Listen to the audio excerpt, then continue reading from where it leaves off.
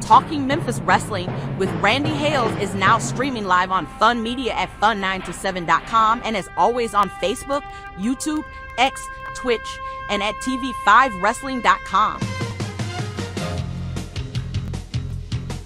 Talking Memphis Wrestling with Randy Hales and special guests.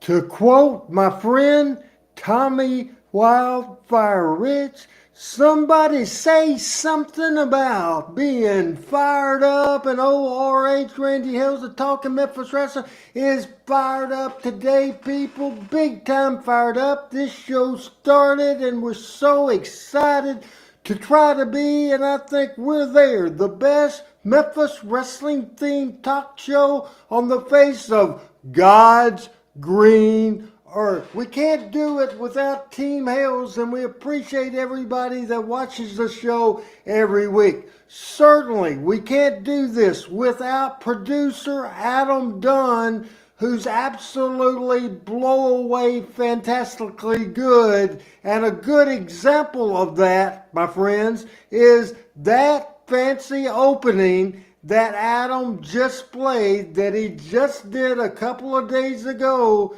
And folks, there's a new place for us to watch Talking Memphis Wrestling. Adam will do it several times during the show, and I want you right now, everybody, I want you to see the brand new Adam Dunn produced opening of Talking Memphis Wrestling. And here we go. Panel next.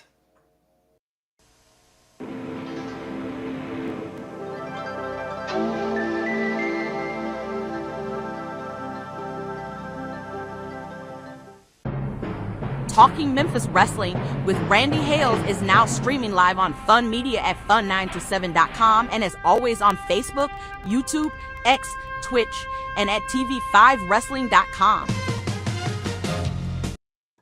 All right, can you believe it? Absolutely fantastic job, a fantastic show. Episode 28 of Talking Memphis Wrestling on the year 2025. We'll get right to the panel in just a minute, but I'm telling you now, this will be a tremendous show, because we're going to go back to the early days of Jerry Lawler, and we will show live on this program today. And I got to credit PJ for putting this up on her Facebook page, but we will show the 1974 Jack Briscoe Jerry Lawler match, a lot of other great stuff. A tremendous Talking Memphis Wrestling today. And hey, want to bring in the panel. Don't waste any time. First take time. He's from Birmingham, Alabama. The original right-hand man, the original co-host, and certainly the senior member of the panel, Mr. Pat freaking by God Trammell. Good to see everybody today. Really, really excited about this show. Get to see my favorite Memphis wrestler and one of my very favorite NWA World Champions. I have not seen this. I'm excited to see it. The new the new opening. We're bad. We're nationwide. First take, Pat Trammell. First take, just been it's hot in the southeastern United States this week, and everybody stay cool out there. And I am just really excited about what we're going to go through today, and that's my very first take. Hey, Mike's watching. Carl Bell, PJ, Brad, Calvin, Frank, and so many people. Thomas Lemon, all our crews here today and appreciated. We will travel next to Orange Beach. He has a pool that actually works now. He's on the beach. He's living life fuller than anything, my friend. Doctor, aka William, aka Rusty. Here is Dr. Robinson, the Blues Doctor. Hey, Rusty. Hi, Randy, and hi, Pat, and Adam, and everybody. Thank you for having me. I'm sorry for not being able to be here last week. I had some family issues basically that I was dealing with, but I'm excited to be here this week for this show and all our fun matches you're going to talk about this week. So cool. And the new intro is very cool also. I was going to ask about that until you started to explain it. So I'm very glad you got it. Oh, I'll take advantage of that between every segment. We'll show it again, so heads up. Now, I want to explain something and then one more thing to you, and we'll get in. Michael's not here today, but Chris returns. We'll have him in just a few minutes. But I want to explain Adam Dunn for the second week in a row in Rome, Georgia, weather issues. A tree limb fell down on his power line. So he's working off of data. He has about 85% left in his tablet. So we're co-producing this. Some stuff hard for him to do, and some stuff I just don't know how to do. So Adam Dunn will be along in just a few minutes. Now, one more thing with you, Rusty. I want you to explain this right now because I stole this from your Facebook page, and this is, I don't have this guy's autograph. So real quick, explain this. Yeah, that's actually from the legendary Terry Funk. When we lived in Amarillo, Texas, Terry was there at the time. He still owned the Double Cross Ranch, which was kind of between Amarillo and Canyon, Texas. So he was in town all the time, and everybody kind of knew who he was. He was sort of a celebrity in town. And I remember um, he was at some like public service event that my wife and I were at also, and I ran into him, and I just happened to have his book in the car because I just gotten it like a few days earlier. So I ran out the car and grabbed it, ran back in, and I told him, Terry, look, I just got your book. And we talked about that for a little bit, and he got to meet my son who was with us at this event. And he just got a big kick out of it, talking to me, listening to me tell stories about my dad and myself watching it, and then wrote that wonderful message to me in the book, and I've treasured it ever since. That is absolutely fantastic. It's been a minute. It sure has. We don't go across Jonesboro. We'll go across the strait, not even across the strait, about hour and 10 or 15 minutes from Jonesboro. The way this guy drives, maybe 45 minutes to 50 minutes. He hadn't been here in a long time. He is the assistant superintendent of Southside Schools around Batesville, Arkansas. He's a Jonesboro, Arkansas born and bredder. Ladies and gentlemen, want to welcome back to Talking Memphis Wrestling on a very important show today. Here's Coach Chris Ellis. And hey, RH, You still answer to Coach? I still answer to Coach. It's like Doctor, we're one of the few people that carry our title our whole career. It's an honor to be called Coach, so I'm thankful for that. It's great to be back. Hey, everybody. Hey, Doc. Hey, Pat. Hey, Adam. I finally figured out how to get on again. What happened? We got new security stuff on the network, so I have to deal with all that. But I just got to thinking, my first take, Doc said something, and a lot of people don't know this. The university that produced the most professional wrestlers, West Texas A&M, Amarillo, Texas. At the time called West Texas State University. Correct. Right. Yeah. A lot of people don't know that. Lots of legendary people came from there. But back to the weather with Adam, I was going to say, unfortunately, Adam's had storms. I would gladly send some rain to someone if they could use it, because it has rained at Batesville every day for the last 5 days. Every day. We've had a downpour. And we can't keep the grass mowed at school. And usually this time of year, it's brown and we don't have to worry about it. But we're working our tail off right now. I know I false advertised on the show last week because I was going to show, and we'll do that in a few weeks. I was going to show on this show a AWA World Championship, Jerry Lawler's first shot at Nick Bonkwinkle back in the day. This was from 1978, but PJ's official Jerry Lawler Facebook fan page, man, she posted something that's absolutely fantastic that we've never seen on this show, and we talked about it a little earlier, and I am so very excited to show Jerry Lawler, pictured here with his manager Sam Bass and Jack Briscoe. I thought it would probably be interesting to you guys if we did a little history on Jerry Lawler. Jerry Lawler and Jim White as a tag team managed by Sam Bass debuted at the Mid-South Coliseum in Memphis, Tennessee on April the 10th, 1972, and they quickly went into the main event. Now, the Memphis territory known for big heel tag teams that didn't take a lot of bumps, didn't fly around, and along came Jerry Lawler and Jim White on April the 10th, 1972, and wrestling would never change. Their first actual main event was March of 1973. Lawler and his tag team partner, Jim White with Sam Bass, against Jackie Fargo and Jerry Jarrett.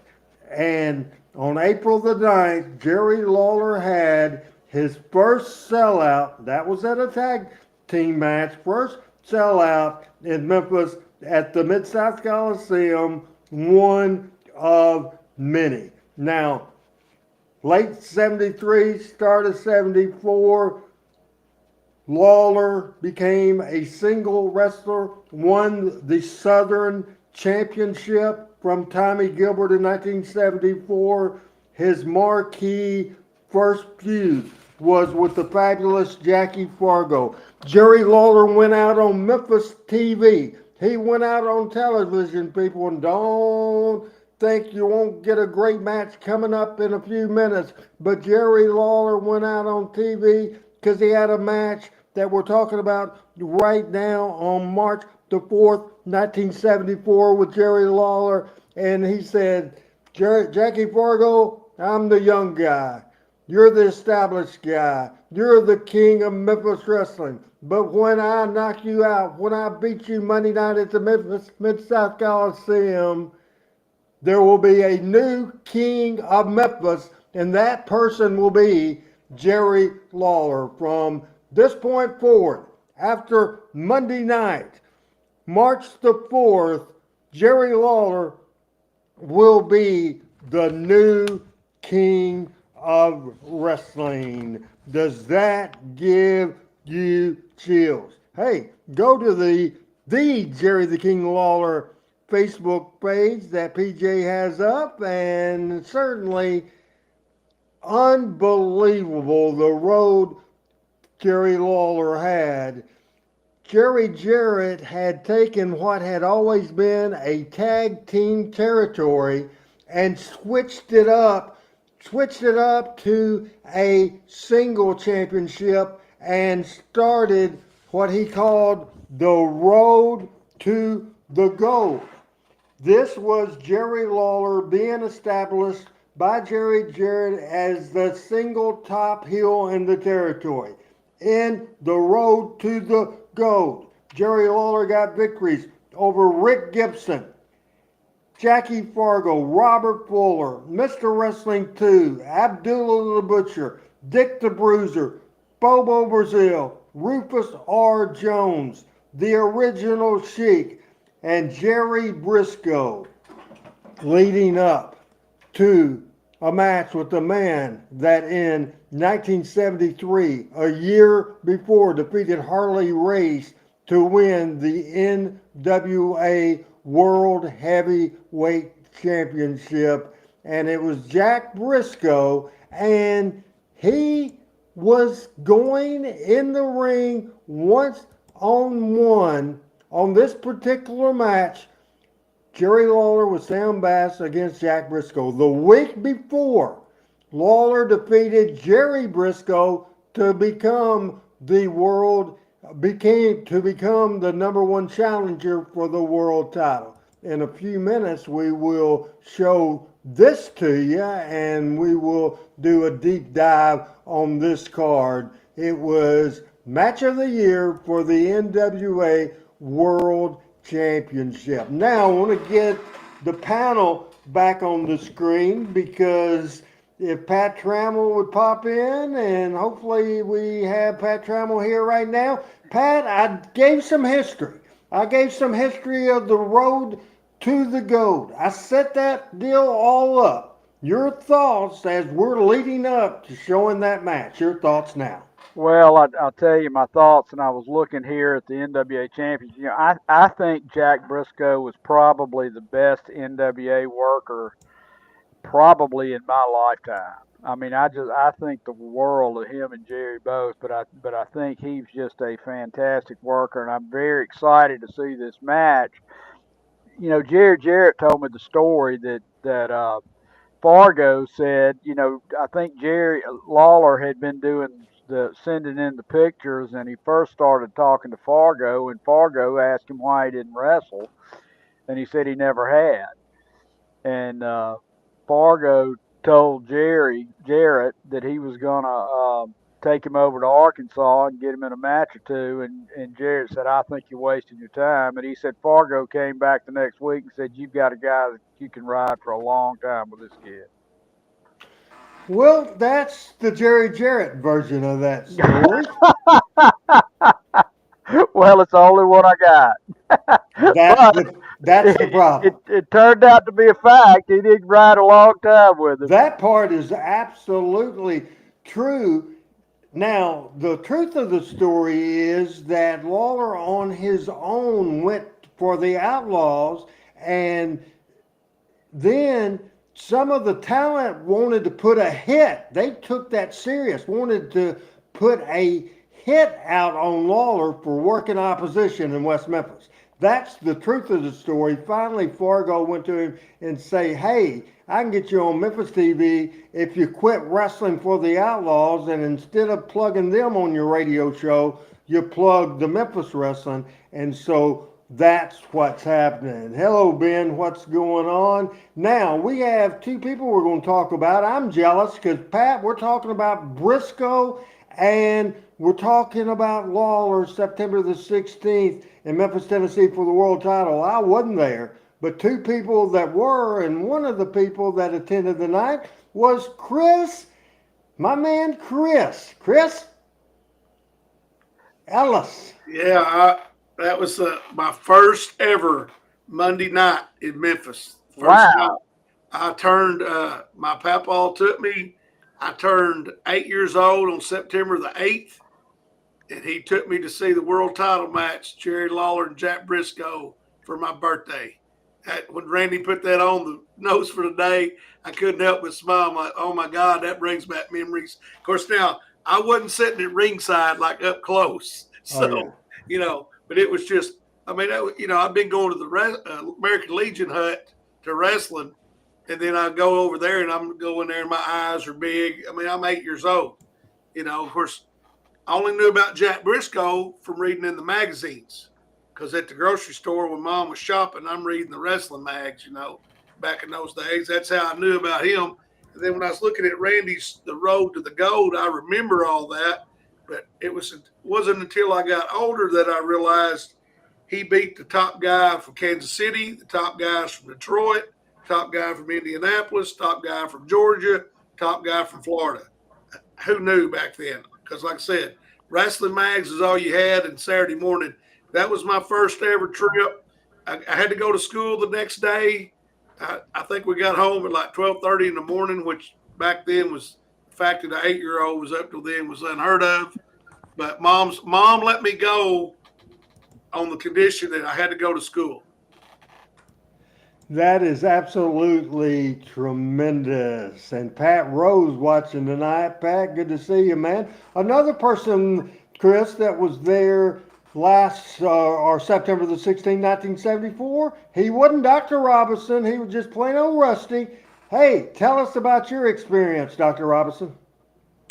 Well, yes, I was in the Mid-South Coliseum that night. I remember it very well. My dad took me and two or three of my buddies. I was 15 at the time. And we did sit not in the front row, but in that section that surrounded the ring in the Coliseum. So we were pretty close. So we got a good view of both Lawler and Jack Briscoe. And Jack, as Pat said, he was impressive. Just walking to the ring, he was not that big a guy, but he had a great athletic physique and a carriage and he was a handsome guy. So the women all kind of liked him. He got up in the ring and man, you knew he was the world champion. So we were all excited, that Lawler was going to face him. Now, I will say too, you mentioned the road to the gold. I will tell you what, we all knew as fans in Memphis in those days, from probably 72 on, whenever Lawler started there, we knew Lawler was something special. It took no time to realize this guy is better than anybody else here, at least on the mic and just, presenting himself. So we knew he was a star from the very beginning. So everybody was excited that he was going to face Jack Briscoe for the championship that night.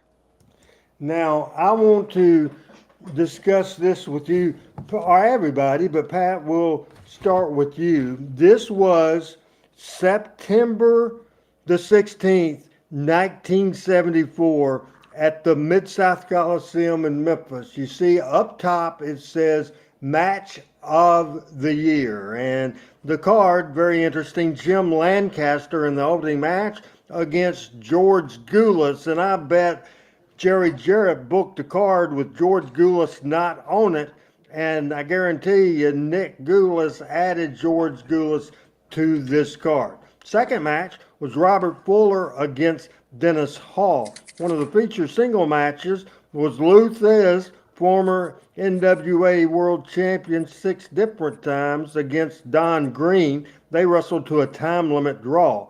Then became a grudge tag team match, the fabulous Jackie Fargo and Tojo Yamamoto against the Bounty Hunters, followed by a Southern Tag Team Championship, Al Green and Phil Hickerson, Al and Phil against Eddie Marlin and Tommy Gilbert. And the final match of the night for the NWA World Championship, Jerry Lawler's first shot at an NWA title. It was Jerry Lawler with Sam Bass against Jack Briscoe with his brother Jerry Briscoe in the corner. Ticket prices were raised. The most expensive wrestling tickets at that point in Memphis wrestling history, $3, $4.50, $5.50, and $7. $3, $4.50, $5.50, and $7. This did not sell out. It did 10,200 people, was absolutely fantastic.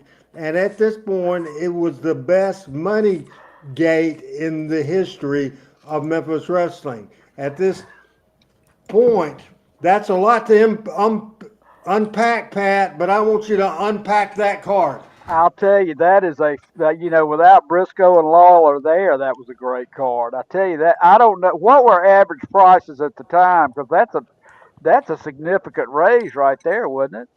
I would think ringside would have been 325, Yeah, so they've something just like about that. doubled it I was there. I was So going to say $4. I thought it was $2, $3, and $4, but I might yeah, be mistaken. And yeah, I no, wouldn't, I wasn't going at that point. You're older than me.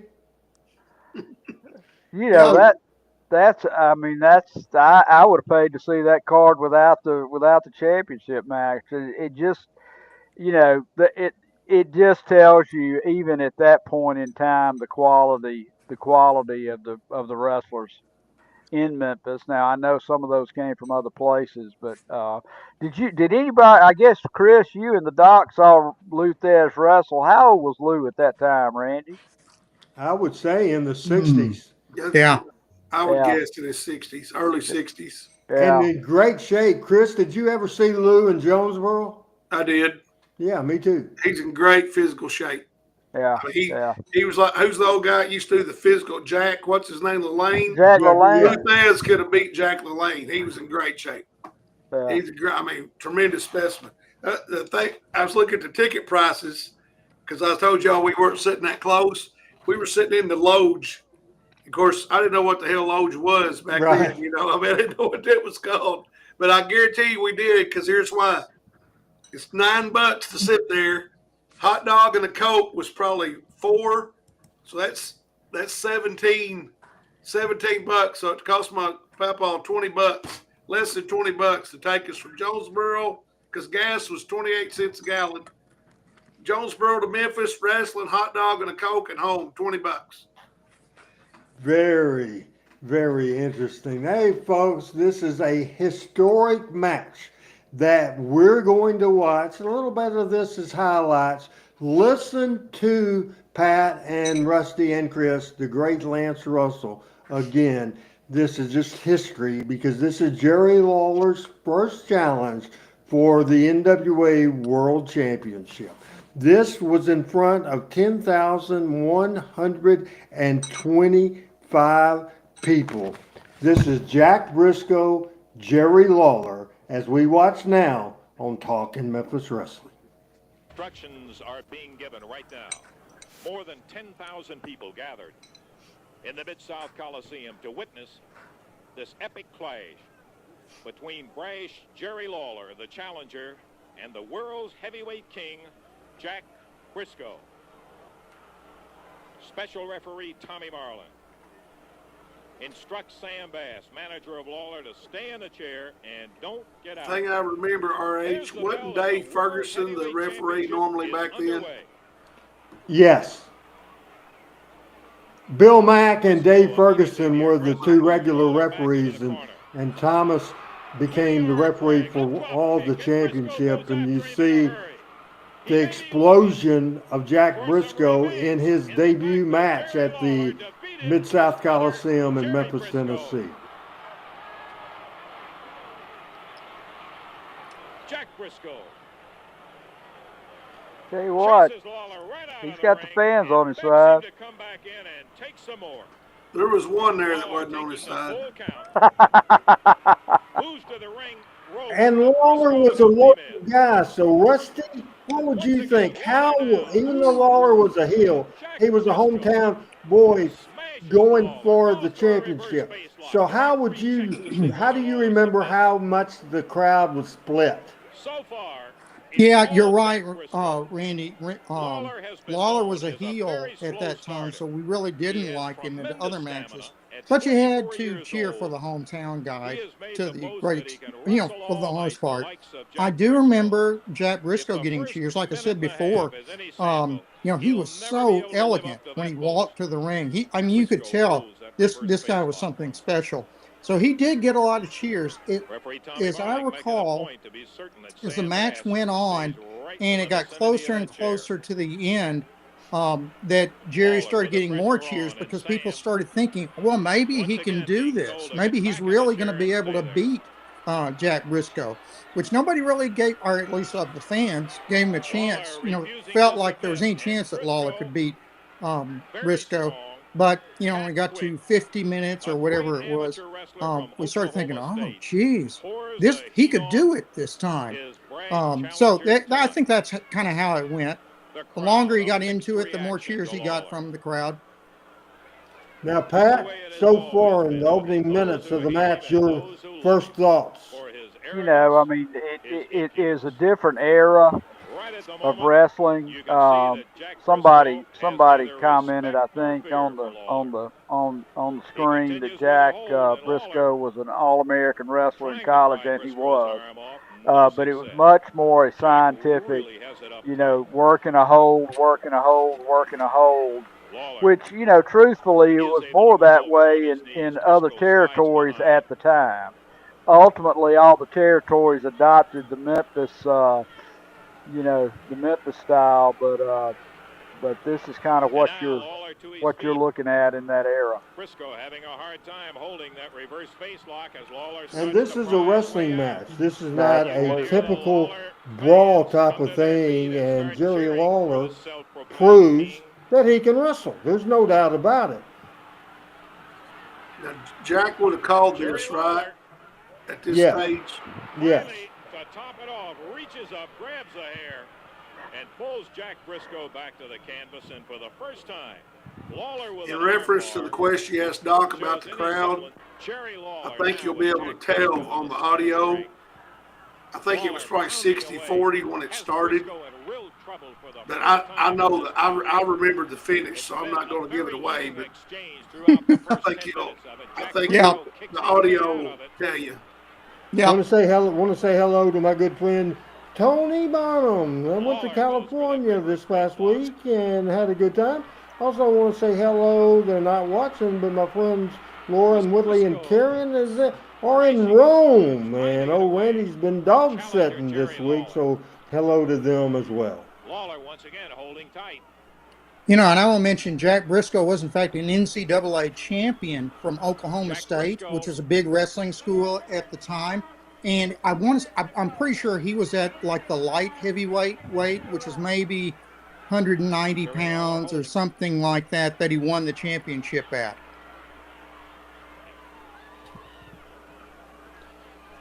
Seen a lot of Jerry Lawler matches, Pat, but you've seen in the past he can wrestle. But is this surprising to you, or is this what you expect out of a world championship match? I mean, at the time and for Briscoe, this was about what I would expect. You know, Jack Briscoe may have been the last traditional wrestler to hold the heavyweight championship for an extended period of time. Sam Bass being told to sit down, and he does. But now, did Dory get it after Jack? Over to check and no. Before. No, Terry did. Yeah. Terry Harley. Once again, yeah. Starts his move to try to work his way out. Takes that arm. No, it's controversial because Briscoe kind of accused Dory of not being willing to face him. Yeah. So Dory actually lost the title to Harley Race. Yeah. And then Jack won it from Harley Race like just a few weeks later. He was supposed to drop the belt, and he said he had a truck wreck or something. Jerry Briscoe telling Jack, get to your feet. He got there momentarily. The referee is counting. The thing that just so slaps you in the face is how they're not rushing, how they're selling everything. Yeah. Thunders a broad arm to Lawler's back.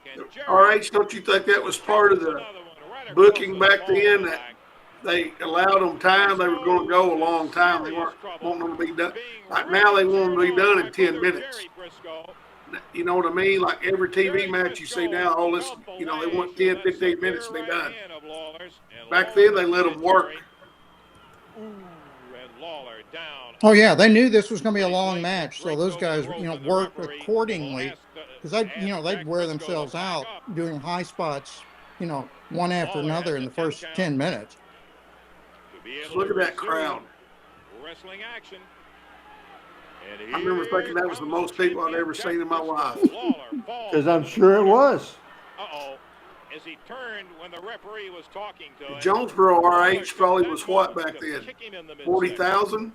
Maybe 30, Chris. The whole town? Yes. Lawler unlaces him with the top part of that arm as he has so many of his previous opponents. I want to appreciate everybody for watching tonight. Richard Hood watching on Twitch. The Fun radio stations now broadcast on all their social media or all on their websites. The Fun Media websites. Make sure you check that out, and you can watch the Twitch feed on that. And Fun Radio Alabama is WAFN 92.7. So it's fun927.com, and there you see it on the screen right there. And we are live on the Fun Radio. Adam, if you could confirm that on the websites there. I'm not sure, Adam, if we're on their Facebook page or not. Jack Briscoe trying to get back to his feet. We're certainly expanding our audience with our new opening and the excitement that's going on, and we're excited about it. And we continue, Pat, with this NWA World Championship, September the 16th, 1974, at the Mid-South Coliseum in Memphis, Tennessee, drawing 10,125 fans, Pat.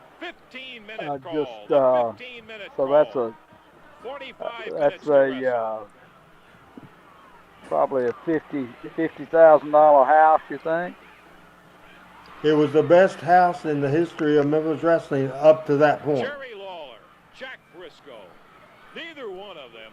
You know, I remember thinking how good Tommy Marlin was, because I remember, and you saw it just then when he counted the guys. His count was always very predictable. You know, it was not fast, but it was the same every single time. And I remember thinking, oh, wow, he was so good at doing that. Now look at that. That's a move right there. He springs him. Well, Briscoe was known for the spinning toe hold into the figure four, so back in working on the leg. He's working the leg to set up for that. Steps it over. There he goes. Once again, kicks Oh, his way excuse me out, just a and down minute. goes referee Tommy Marlin. Tommy Marlin flat on his back. Jack Briscoe with his brother hollering, "Get up, Jack, get up." Jerry Lawler in the center of the ring. Standing upright. Nails Jack Briscoe with that vicious right hand. Man, Briscoe was good. Even selling, he was good. Tommy Marlin, 1, 2, this could be it.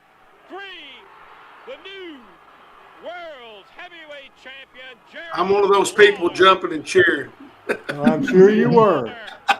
Along with all them people. Look, sitting there what I said, the audience will tell you. Look at that crowd.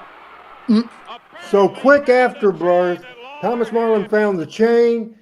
Jerry Briscoe stooged it off, and then Lawler driven him, and that set up a match between Jerry Briscoe and Lawler in a few weeks that did over 10,000 people. So we'll go one by one, starting with Pat, about that highlight of Jerry Lawler's first NWA championship, Pat. It was a great championship. My apologies. I had to get up, and the dogs were banging on the door.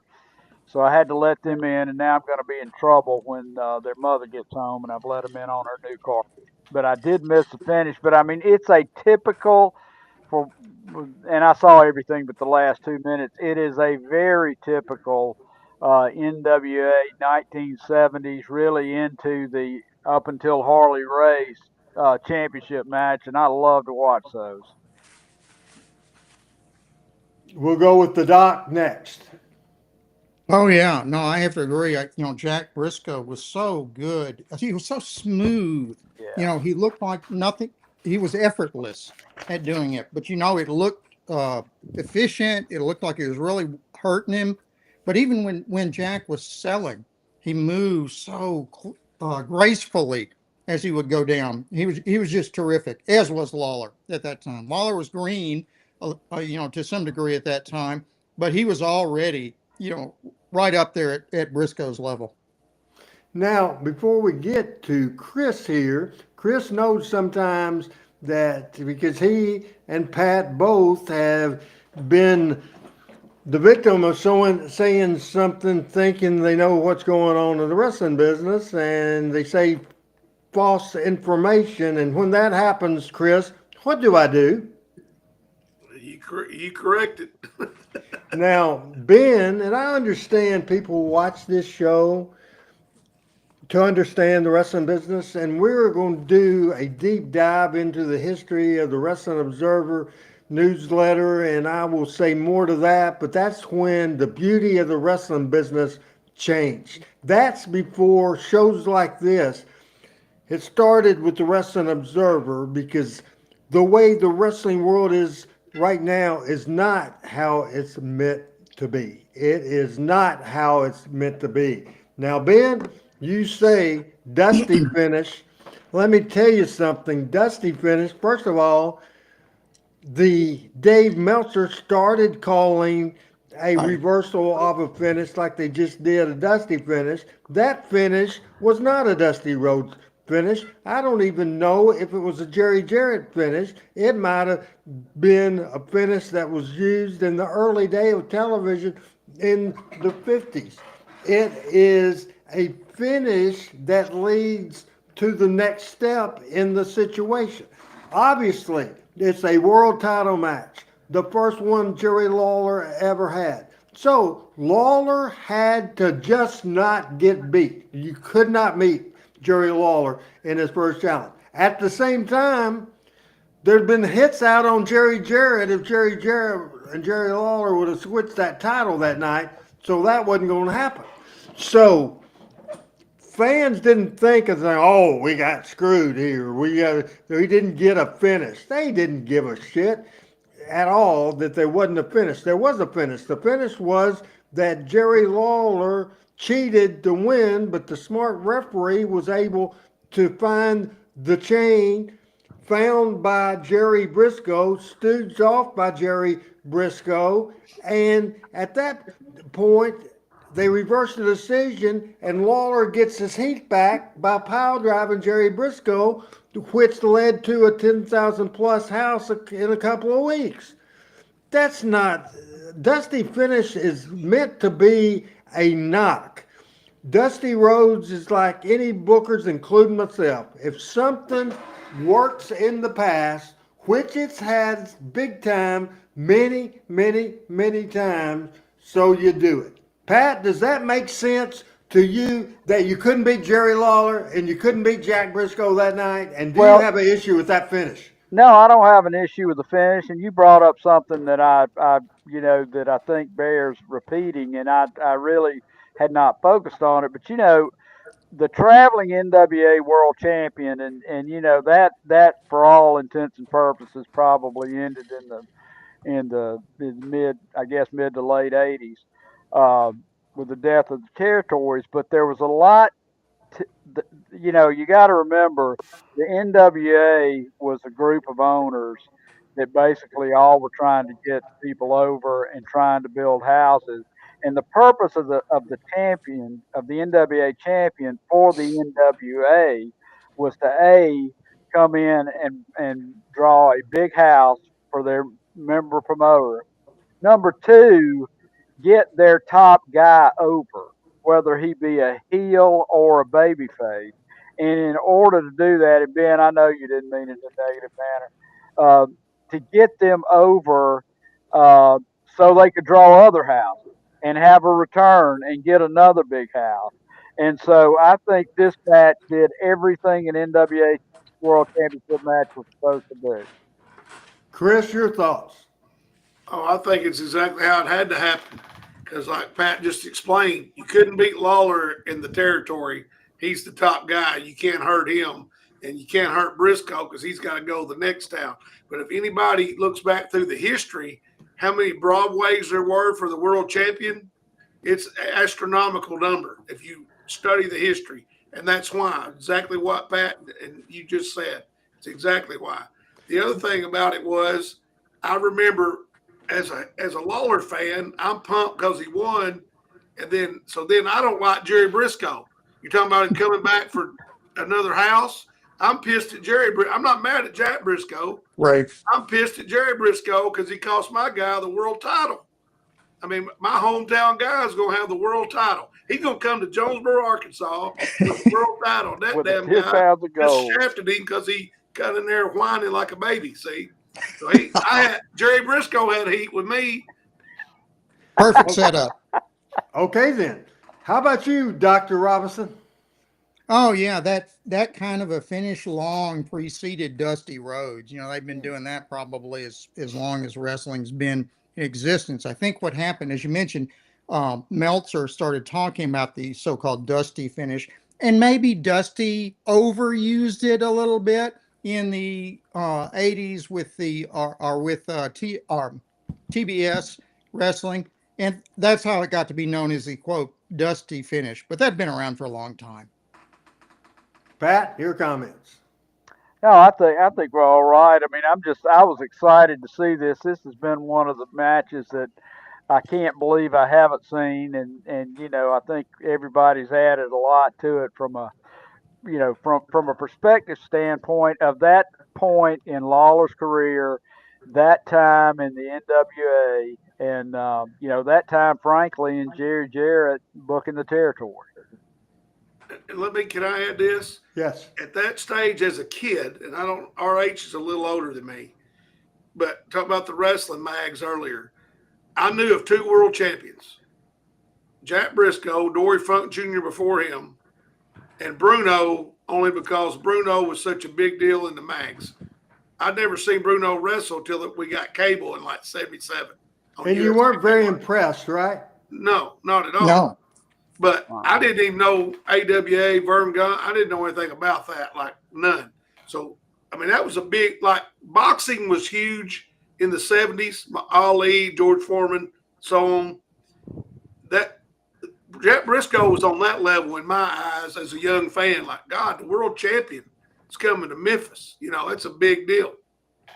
You know, one thing I'd like to do right now, and if Adam, if you could put me full screen right now, is that one of the goals that we have here on Talking Memphis Wrestling is to do an education. And certainly we mentioned the Wrestling Observer newsletter, and now there's all kinds of podcasts out there. But I think one of the advantages that I have on this program, as it is a Memphis Wrestling, this is somebody that's been in the trenches in putting the televisions together, booking the cards, handling the finishes, the whole 9 yards. One of the things with the internet wrestling community that goes on right now, all the negatives, because it's a lot easier to say something negative than something nice, and it's the way the world is now that we don't like nothing. We absolutely don't like nothing, and it's real big to be keyboard warriors, and I think that's bullshit, and it's a bunch of crap, and it's just something that's wrong with what's going on in the world today. I mean, so many people's negative. Here's another thing I want you to remember, that Memphis, Louisville, Evansville, Jonesboro, Nashville, Tupelo, Blytheville, all weekly towns, all weekly towns. If you beat the baby face week after week after week, even though certainly if you beat them clean, because people are, oh, the baby faces, that's not a clean finish. What did a clean finish freaking mean? A babyface getting beat with a clean finish, that was fine on television in a enhancement match, but you kill off the babyface. Wrestling is storytelling.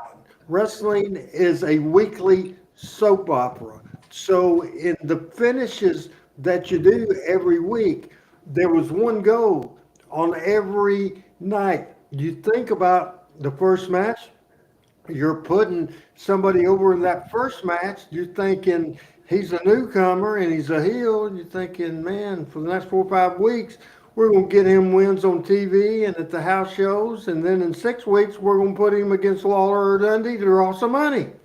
That's the way it happened. And that's the way that it works that way For sure. Make sure you check all of our social media. You can follow me on Facebook, Twitter, X, Twitch, the Randy Hales channel on YouTube, Instagram, and everything else.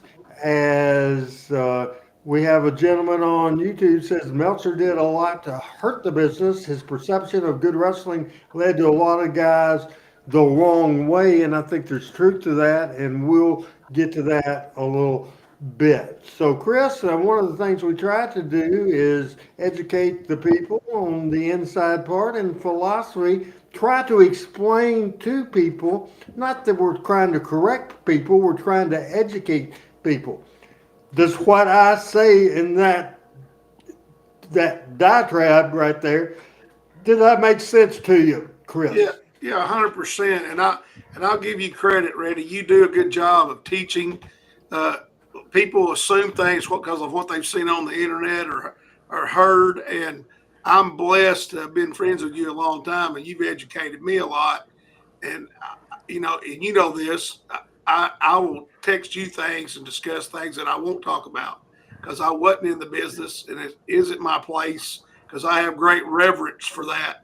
But I got to sit in a room with you and Dundee and Michael and hear all those things. I mean, it's cool to know now, but to me, kayfabe was the best because, like, when I didn't know, I mean, like, for example, this is kind of a sidebar, but similar. A buddy of mine on the NEA tournament board, he preached Ron Bass's funeral. And he and I have never talked wrestling. Ron, his name's Ronnie Dye, the coach at Rivercrest. He loves wrestling. I do too, but we've never talked wrestling.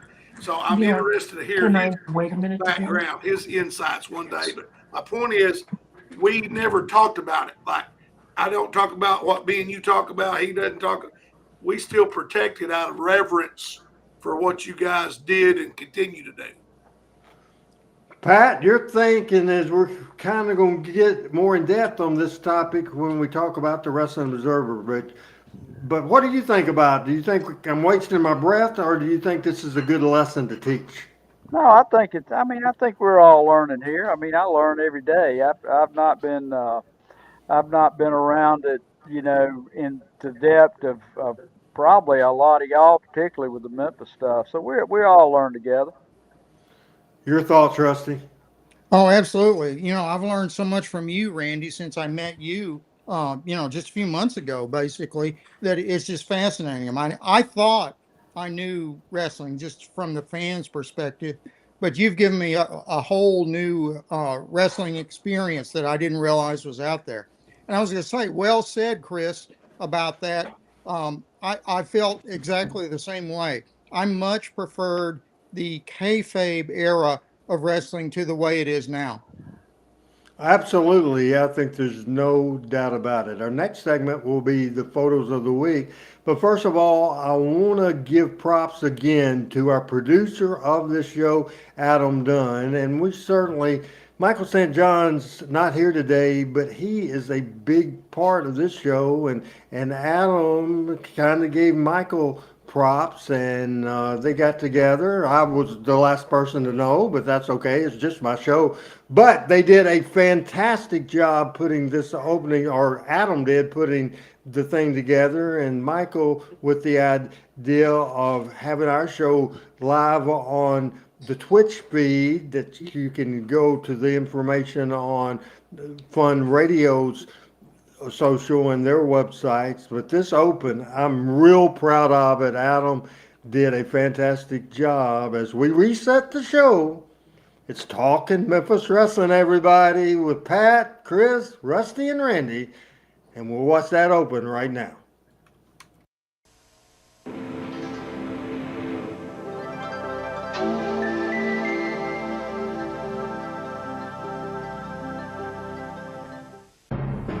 Talking Memphis Wrestling with Randy Hales is now streaming live on Fun Media at fun927.com and is always on Facebook, YouTube, X, Twitch, and at tv5wrestling.com.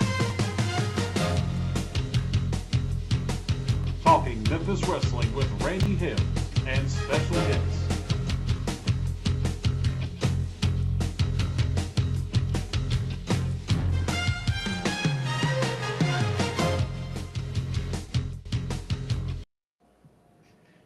7:53 Central Standard Time. Michael St. John not with us tonight. Top of the screen, I'm Randy Hales.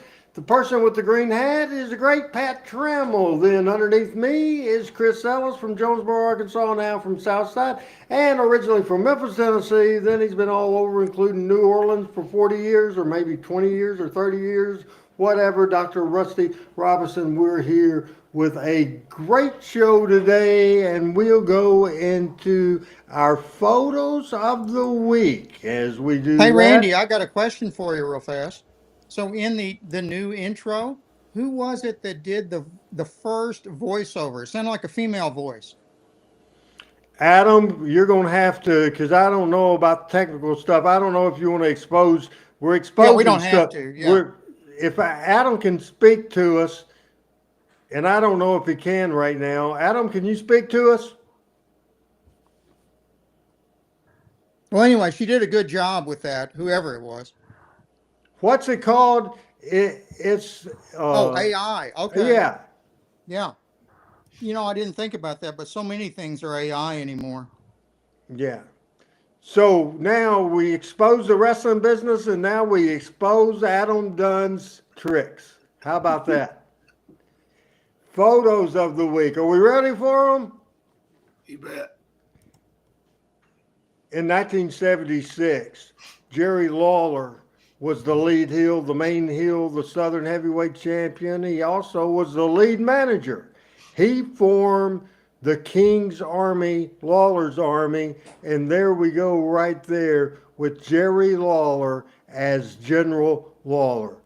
Do you remember that, Pat? I remember seeing a lot about that, and I thought that was great. What did you think of General Lawler, Rusty? Oh, yeah, I loved it. This was the time I actually first met Lawler because I was working at the time in 76 at a Kroger grocery store that stayed open all night.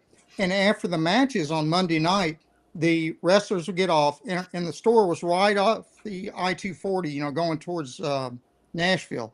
So when the wrestlers would get, finish their matches, they would get on the 40, they'd get off, go to the Kroger, because we were about the only thing open in those days, and get their beer, get their sandwiches, get whatever it was they're getting to go on the road back to Nashville.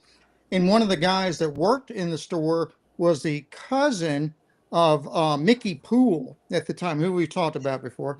And he would introduce us all to, all the guys that would come in, including Lawler and various other guys. I don't remember now who all was in the Army. There were a number of people at some points. But yeah, that's the first time I remember meeting Jerry Lawler in person. I'd seen him before that, but I actually personally met him at that time. Chris, your thoughts on General King? Oh, I remember it well. Seems like if I recall properly, Gorgeous George and him having a falling out, and Gorgeous George Jr. leaving the Army, and that's the first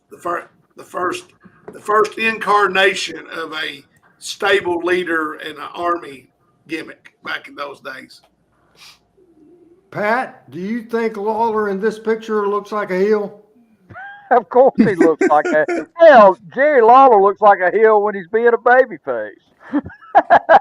There's no doubt it. And as Adam points out, the photographer of this picture was Mike Shields, and it's signed photo there. The next picture, this is a tag team.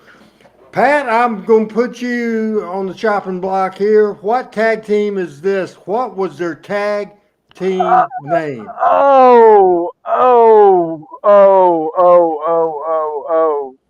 Gosh. Oh my. I can't pull it. It wasn't the Fantastic Ones or anything like it. It was the Jet Set. Yes, That's sir. it. Jet Set. Yes, sir. Good 12, got it. Yep. It's back there somewhere. Now, where was this taken? At some kind of convention, probably in the Nashville area. Good to see Bobby repping his Alabama shirt.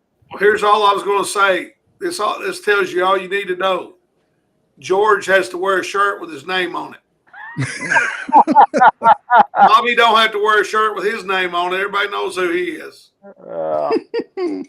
The Blonde Bombers, Wayne Ferris, Larry Latham, who later became Moondog Spot, and Sergeant Danny Davis, who this past year became a member of the Memphis Wrestling Hall of Fame. Another picture we want to show you is from Nashville TV. Rusty, who is this? The previous to being, I think, the Macho Man Randy Savage, and is that Nick Goulas with him? Yes, sir. That's Yeah. a sweet sport coat Nick's got on. Yeah, well, that's cool. But yeah, that's the Macho Man Randy Savage. Chris, was Jackie Fargo one of your guys? Were you a Jackie Fargo guy? Well, he was. I was a little young for Fargo. He was getting to the end during my time, but I liked Fargo. But I was a little young for Fargo's era. Now, this is New England wrestling, and Fargo was the world champion of that territory. Is that what we're? Yes, Okay. absolutely. And I did not know that, and this Gene Dundee, Buddy Lee, Gypsy Joe, Frank Scarpa, which didn't he later became Chief J Strongbow, I believe. I believe he did. I thought I was going to say Joe Scarpa was Chief J. Oh Strongbow. yeah, you're right. So I don't know if that's his brother or what. But. Here's a cool picture of Jackie Fargo and the ring announcer, and here is handsome Jimmy Valiant, Jackie Fargo, and Bill Dundee. Here's a good one as well. The fabulous Jackie Fargo and the great Lance Russell. Lady wrestler Sylvia Hackney. Don Green and Sterling Brewer. And Pat, this is in the Alabama area, and we've talked about Sterling Brewer before, and we certainly talked about Don Green a lot. Was a great wrestler. Great wrestler, no doubt about it, Pat. The Greens were some of the Green brothers were the heel team on Channel 42 wrestling of my youth for sure, and I've seen them in battle so many times, and they just got that Southern badass heel attitude that 70s wrestling just made it real for me. The Greens, I described the Greens to Wyatt, my son, one time. I said the Greens were the kind of guys that you'd expect to go into a VFW and they would start a fight. Well, as I got older, I liked Don Green. I wasn't that big an Al Green fan, but I liked Don Green. And I always thought, I didn't realize till I was older, he sold appliances. I thought if I'd have walked in with my mom or dad to an appliance store and saw Don Green, God, I'd have been scared. I'd have been intimidated, man, because I thought he was a bad dude. Yeah. Don Green, now that I think about it, I believe the first NWA heavyweight championship match that I saw in Memphis was Don Green and Dory Funk Jr., which must have been 1970, something like that, maybe 69 even, because I was, like 11, 12 years old. And that was when I first started going with my dad to the matches. But I remember seeing Dory Funk Jr. and Don Green, so I'm pretty sure that's what it was. Photos of the week on Talking Memphis Wrestling. It is a Adam Dunn produced show. Michael St. John will be back with us next week. I'm Randy Hills, Pat Trammell, Chris Ellis, and Dr. Robinson with us as we have a great program for you tonight that we saw a little earlier on. We saw Jack Briscoe defend the World Heavyweight Championship title against Jerry Lawler in Lawler's first championship match. And now my man Ben says, was that the same Al Green that was a preliminary wrestler in WCW? No, absolutely not. Here's your homework, Ben. YouTube, Hair versus Hair, 1972, Jackie Fargo versus Al Green. That's a YouTube match. that. That's a match. Absolutely a certainly classic match. I guess we'll go on a little rant because we are going to talk about the Wrestling Observer newsletter. The Wrestling Observer newsletter was born in the year 1983, publisher of the Wrestling Observer and editor and head writer since 1983, and the creator of the Wrestling Observer newsletter is Dave Meltzer. Dave, a little older than me, he was born in 1959. He is currently 65 years old. Now, the Wrestling Observer newsletter is no longer available for the mail. People would send in their money and he would mail them a 8 by 10 type of paper and typed out, and a lot of information that certainly covers the entire wrestling world. And he is a big fan of Japanese wrestling. I will give you an idea of what the observers look like.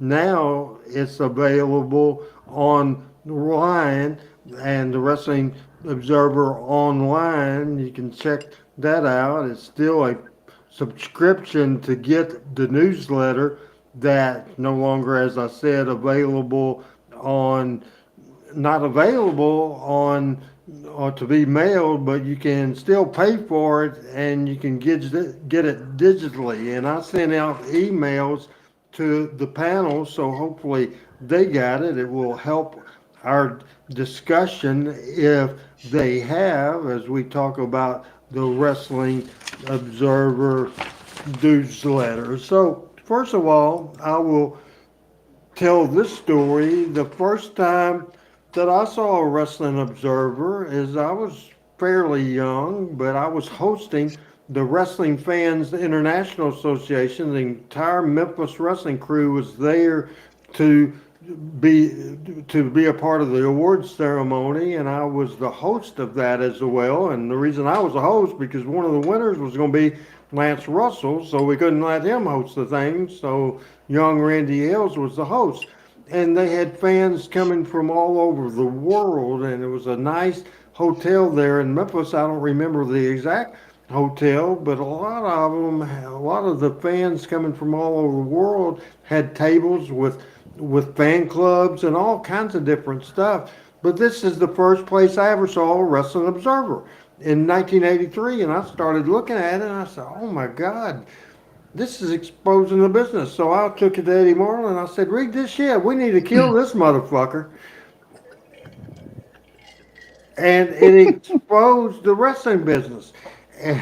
And that is when we all believed if people were smartened up, that would kill the wrestling business. Now there's nobody that's not smart in the wrestling business in a financial basis, which is all about financial, what the wrestlers make, what the promoters make. It's all about that. And they've never made as much money in their life. So the question I'm going to ask Chris first is, Chris, when, if ever, did you hear of the Wrestling Observer? Did you ever read the Wrestling Observer? And did you have time to look at that email I sent you the other night? Well, the first time I ever heard of it was in the 80s, probably mid 80s, 85, 6 ish. You can answer that second question because you know me forever. I ain't never read that crap and I won't. And then, no, unfortunately, I hadn't had time to read what you sent me because of work. But uh, I don't. I just am against it completely. I know it didn't kill the bit, as you said. It's about making money and all that. But I always go back to Cornette's statement. Look at the number of people that made a good living in the business in the 80s and look at the total number of people make a living now, and it's not the same. The ones that are making a living are making millions. Yes, good for them. That's great. But on the whole, I don't see it as a fan. I don't see it as better. And I see the fact, I think there's more people making a living out of the wrestling business uh, now than ever. Because they're, hell, the WWE probably has 400 people on the roster. AEW probably has 150 to 200 people on the roster. And all over, there's just so many people making a lot of money. Now, Rusty, when did you first discover the Wrestling Observer, and did you have an opportunity to read that email I sent over the weekend? Same as Chris. I think I saw the Observer sometime in the mid 80s, and I did read that email and try to catch up on that.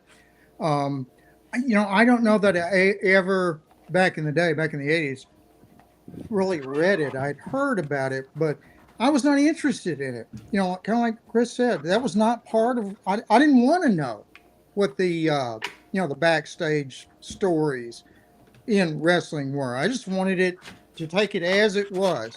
So, the Wrestling Observer, for whatever reason, the Wrestling Observer had no appeal to me. So, What's the guy that levitates? Chris, whatever his name is.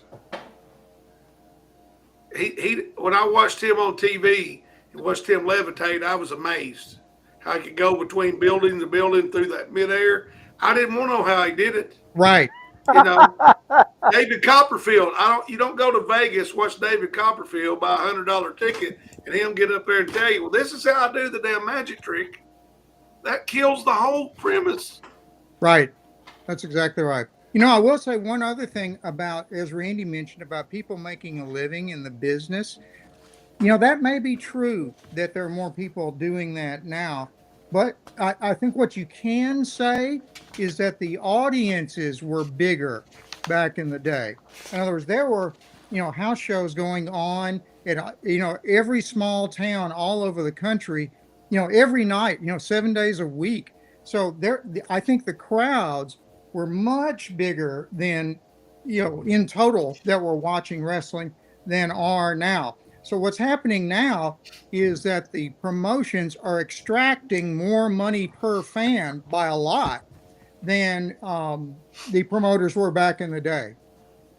Pat Trammell, this is a big subject, and we talk about the Wrestling Observer newsletter that I think did more harm to wrestling, and it couldn't have been done if Dave Meltzer wouldn't have got wrestlers talking to him.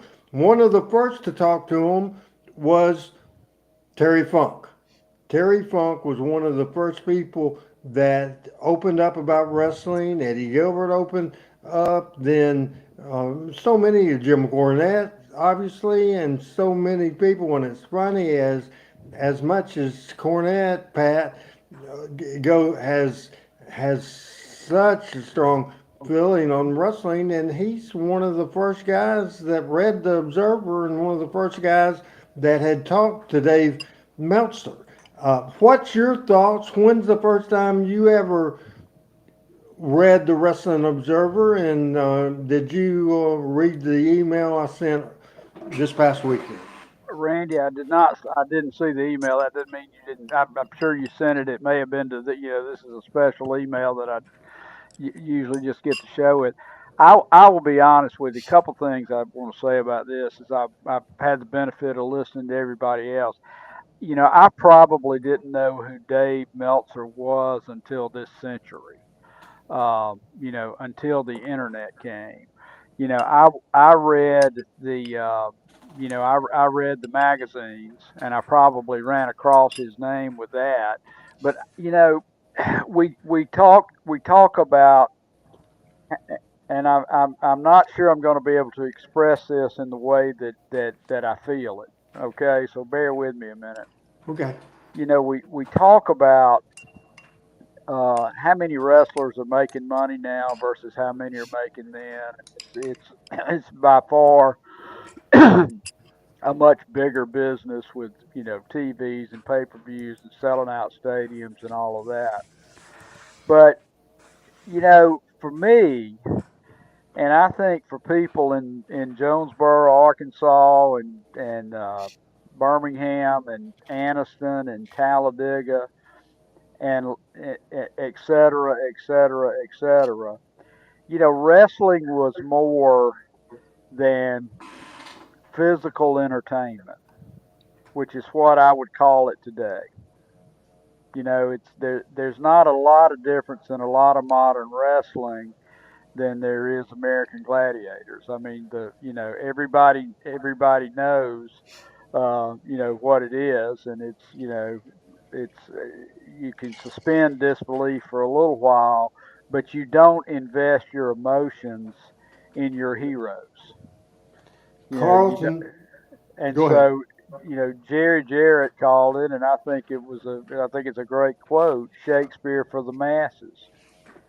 And it was a morality play for me when I was a little kid, and it was a morality play for me up until I got quote smartened up, and I miss those days that it was a morality play, and we sat here and watched uh, Lawler wrestle Briscoe for the World Heavyweight Championship, and everybody that watched that as a kid probably you can't have that feeling now. You could have at the Mid South Coliseum when your guy, well, not your guy, but the heel was wrestling the world champion, because we all know, it's an athletic event now. It's not your team. So we've lost something by the Dave Meltzers of the world. Now, the thing that really icks me today about Dave Meltzer is, he was on Tony Khan's payroll before they ever rang the first bell, and everybody knows that. Yep. And he's all but admitted it. And for him to post who's doing what numbers when he's is part of the work on that is just unconscionable to me. I mean, the guy's not a journalist at all, and he never has been. Absolutely true on that. As a lot of people with comments, DD for mayor says somehow Meltzer's opinion on wrestling became gospel. Unfortunately, his no material provided by Donahue and the other people who used him as some kind of expert as they were exposing the business. Dennis says, is it true Hogan is in bad health or not? And I have not heard one way or another, and I certainly hadn't heard he's in grave shape, and that's what some people are saying. Richard Hood says he misses kayfabe, and I do as well, even though I'm as guilty as everybody because this show violates kayfabe. There's no doubt about it. Richard Hood and everybody else watching this show today, as we appreciate that very much. On today's edition, we're going to the last segment of the show, and one of the most popular features of this show is the cards of the week, and we You know will what? go. Before you get to that, Randy, would you? I was going to ask Pat and Chris this question about Meltzer. I feel much the same way you guys do about him, but I also feel like it was inevitable. If it hadn't been Meltzer, it would have been somebody else, because communication has exploded so much. In the '80s, '90s, 2000s, that there was no way to maintain kayfabe in the way that we liked it back in the 1960s and '70s. No That's way. right. I don't disagree with that. But No, you got to have a heel, Rusty. instant communication. You work the same program every night. Memphis, Evansville, Memphis, Louisville, Evansville, blah blah blah. Well, somebody would have texted somebody and told them. We didn't know that. Exactly. Exactly. The way this territory was set up, which is do TV on Saturday, and then they don't see it in Louisville or Nashville or Evansville or Lexington to the next Saturday, and so on Saturday, uh, Lawler say lost the Southern Heavyweight title, and then on Monday he was the challenger. But on Tuesday they hadn't seen that TV, so Lawler was still the champion. And so you're exactly 100% right. the formula of how Memphis wrestling was done and a lot of the territories were done, you just absolutely couldn't have done anymore. Okay, Pat. Can I make a comment?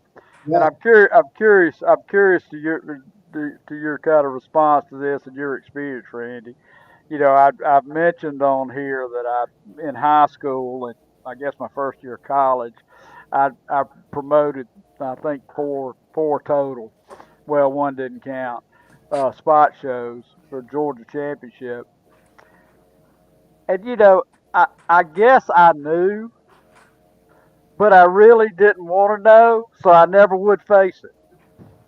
Right. Jay, what about your experience? You're asking me? Yeah.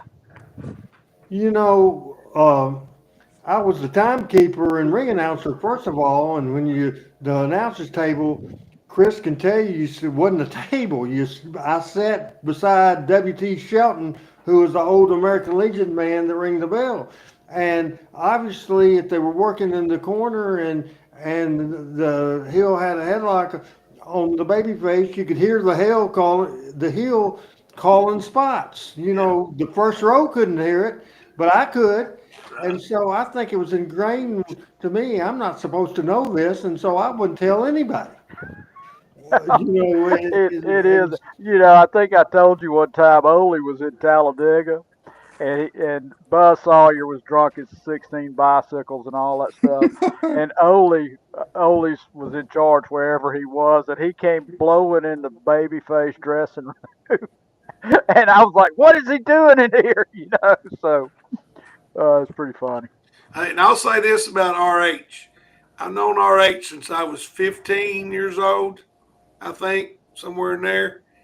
And until we were much older, we never talked about the rest of the business. and at that point, We were friends, and like he never smarted me up at all, none. and I didn't smarten you up. You were smartened up by other people, not Yeah. me. And then I asked you questions when we would go eat and stuff, and you would answer in generalities. And I Yeah, respect you for that. I right. respect you for that. But now, when we were younger, he never, not one time. But We you know what though, Chris and Pat, even if you weren't quote smartened up, I think, or at least I did, believed I knew there was something going on. I knew this was not completely on the level. I didn't understand exactly how it was, but I think most people, I'm sure there were exceptions, but I think most people kind of knew this was not quite on the up and up. Is that true or no? What do you think? No, I think that's completely true. But by the time the main event the time the main event started, I think, and then after it ended, I think 100% of the people in the building believed everything they saw I, in that main event. I I, think they thought this opening shit is phony, but man, Jerry Law and Rocky Johnson, man, they were trying to kill each other. When Dundee and Lawler fought 13 straight Mondays, and there's a video out there somewhere. Dundee's got on the pink, and Lawler knocks him out, and he falls down, and Mr. Coffee comes and restarts the match. He does this, and Great match. okay, I would have bet my life that Lawler was beating the hell out of him. Right. I mean, and if you watch him work, it's real stiff. It's real stiff. Chris, I want you to read Ben's comment because I think you're like this as well sometimes. Go ahead and read Ben's comment. 100%. I feel bad about using insider terms, but it's hard to put that genie back in the bottle. As I said earlier, out of reverence and respect, I don't use them. I try not to because I don't feel that's my place. That's RH's. That's his spice. I get to be a fan and give my 2 cents, but I have the utmost respect for those guys because here's the other thing. They drove a car, I don't know how many damn miles every year, and beat their body all to crap with no retirement plan and no insurance. They worked hurt, they worked sick, and all that, so all of us can pay $5 to go watch them And I got the utmost respect for those guys. Very well said. Now, we ready for the cards of the week, folks? Yes, We sir. and I hit the wrong daggum button, and we'll do that. Pat, do you have something else to say? No, I was just touchdown in the jet set.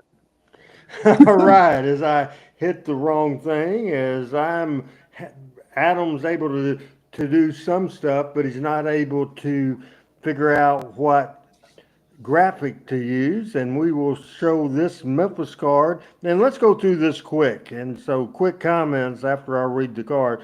This is Memphis, Tennessee, at the Ellis Auditorium, downtown Memphis, Tennessee, close to the mighty Mississippi River, on July the 11th, 1967. The opening match, Rocky Star against Charlie Lay. Never heard of either one of them. Second match was Al Costello against Gentleman Saul Weingroff. The next match, Carl von Bronner against Herb Welch. Then the main event is a six-man tag team match. Luke Graham, Chin Lee, and Mean Don Green against Steve Kovacs, the fabulous Jackie Fargo, and Jeff Lee. I don't know Chin Lee at all. Never heard of him in my life. I remember Steve Kovacs, and I do not remember Jeff Lee. Quick comments. We'll start with Pat. Well, I was totaling up as you were before you were talking. I think there's 5 of those guys. I don't know half that card. Half the people in that card. Because were you born yet in 1967?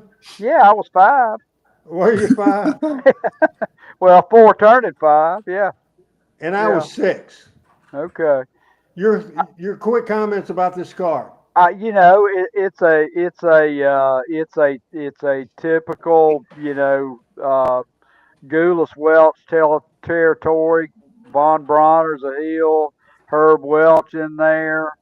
Don Green and Fargo. I mean, that's mainstays of the territory. Chris? Well, I thought it was interesting that Al Costello wrestled Saul Weingroff because weren't they both heel managers or heels at the same time? Yes, sir. So that was interesting to me. That you seldom see that. But that was in 1967, so it's a possibility, one of them, and I think that the one that would have been a babyface would have been Al Costello. Obviously, I have no idea. Ellis Auditorium on July the 11th, 1967. Would Al Costello have started the Fabulous Kangaroos by then? I don't think so. What do you think of that card? You know, that I know I'm now the old fart here, but that's even before my time. So I don't remember most of those guys. I was going to comment on Al Costello also because that seemed interesting that Al Costello was facing Saul Weingroff. The next card we're going to take a look at, we have a couple of Louisville, Kentucky cards. This one had significance. Louisville, Kentucky had always been a Indianapolis office town. Indianapolis, Indiana town, promoted by Dick the Bruiser and Wilbur Snyder. They weren't doing real good at all, so the town had been dark for several years, and Jerry Jarrett wanted to become a part of ownership. He had already booked the Memphis Inn since about 1968. This took place on July the 7th in 1970. Jerry Jarrett tried to get his own television, and he wanted Louisville, Evansville, and Lexington, and he tried for months to get television, but they would show him tapes of Dick the Bruisers or the Sheik's TV, and he said, I don't want, if this is what wrestling is, and he said, no, this is not what my wrestling is about. And so he debuted in Louisville, and the first card, after being on television for a little bit, but the first card was on July the 7th at the Convention Center, later called the Louisville Gardens on Muhammad Ali Boulevard.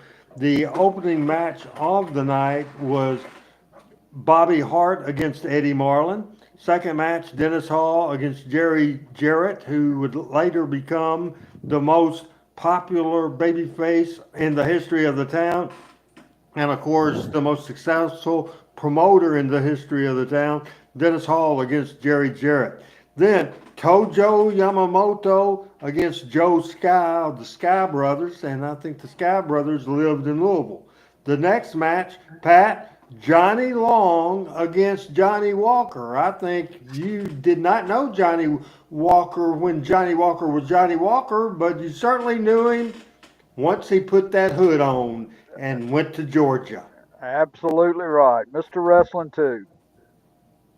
Very interesting. So, guys, comment real quick about this debut card because they started slow. I think it's interesting that the second match of the night, Jerry Jarrett's in a babyface match, and I think this just is a interesting card as well. But Pat, let's start with you, and then go you, then Rusty, then Chris about the debut of wrestling in Louisville, Kentucky, on July the 7th, 1970. I would have paid to see that card. I think that's a good card up and down. Is the picture with Lynn Rossi and Bearcat? Is Lynn bloody in that, or is that just the? It Kind of looks looks like like. it Yeah, looks like it to me too. Yeah, yeah. absolutely, no doubt about it. Pat, I I mean just Chris. yeah. Oh well, I obviously I was only 4 during this time, and I know Jerry Jarrett did us all. We're both baby faces. I knew Johnny Walker came wrestling too, but I always liked Bearcat Brown. I always liked Bearcat Brown, but you, once they did the split, or probably before the split, he was out of the picture. Like, I don't, matter of fact, I don't remember him ever being on Channel 5. I don't think Bearcat was ever on Channel 5. I could be wrong, but I liked him when I was a kid. It was on 13 back then. I don't know. I don't know when they did that, and Bearcat and Lynn Rossi are legendary, a legendary tag team in Birmingham for wrestling and non-wrestling reasons. But Bearcat, he once I don't know that I've heard seen him on 5 cards that he wasn't a tag team partner with Lynn Rossi. Yeah, and not so much in the later years in Memphis. Before we go in to some of the other cards we're going to watch, I want to say one other comment back to the Wrestling Observer newsletter, because one of the things that I give Dave Meltzer credit for, the best writing that he's ever done, is when he does the episodes dedicated to some wrestler that or promoter that's passed away, and his obituary is just full of historical information. Do a great job. Now, on this most recent Wrestling Observer that I sent to everybody, and every one of you refused to read it, but there's an obituary. There's an obituary of Cowboy Bob Ellis, who was here in Memphis in about 1977. Apparently, Cowboy Bob died in 2018, and we just now figured it out, just a week or so ago, and his family figured it out. And I learned a lot of stuff on Cowboy Bob Ellis. I remember in 1977, after the start of Jarrett Promotion, Bob was here as a short underneath run, and I didn't think he was a good wrestler. I didn't think he was a good talker. I didn't really think much about him. He wasn't here long, but it's matches in Indianapolis, all-time gate records, Cowboy Bob Ellis against Dick the Bruiser. He had a hell of a run for the Sheik. Cowboy Bob Ellis was a hell of a star that drew a lot of money. And that's one thing Meltzer is good at. I've knocked him enough because I don't like the son of a gun. But at the same time, the historical pieces he writes on wrestling is tremendous. And I don't know if any of you've ever or read any of his obituaries, but just a very, very excellent job. So, real quick, Pat, you are a wrestling historian, a historian about everything. your thoughts on Cowboy Bob Ellis? You ever Well, heard of him? yeah, I have heard of Cowboy Bob. Cowboy Bob wrestled for a number of years in Mobile with Mike California Hippie, Mike Boyette. My boy, yeah. Yeah, he was in Mobile and he wrestled, along the Gulf Coast. I'll tell you who else is really good that I appreciate it, and I do, appreciate what Meltzer does on the obituary side. Mike Mooneyham does a fantastic job of that in Yes. general wrestling history too, Yes. and is a fine, fine guy. Yes, I like him better. I don't even know him, and I like him better than I like Dave Meltzer. Yeah. So, how about you, Chris? Growing up in Jonesboro, do you remember seeing some Cowboy Bob Ellis in Jonesboro, and were you impressed? I don't remember coming to Jonesboro. I remember being in Memphis, and I don't, I was young enough that probably his interviews don't stick out to me. I thought he was a big, tough guy. Of course, back then you heard the last name. I thought, hey, I might be kin to him, So. But I wasn't, because he was much taller than I, so no relation. How about you, Rusty? Yeah, I remember him too, but I also remember I was not particularly impressed for whatever reason. He was a star, even in Memphis. I think they presented him as that, but for whatever reason, he just didn't. It just didn't appeal to. He just didn't appeal to me as much as maybe some other people, I guess. You know what I will say?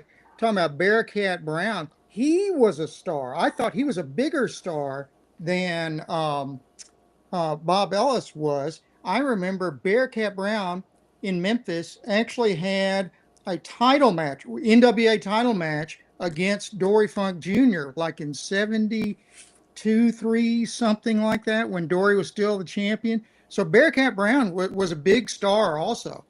Wow. Big, Yeah. big, huge star. We will go back to Louisville, Kentucky.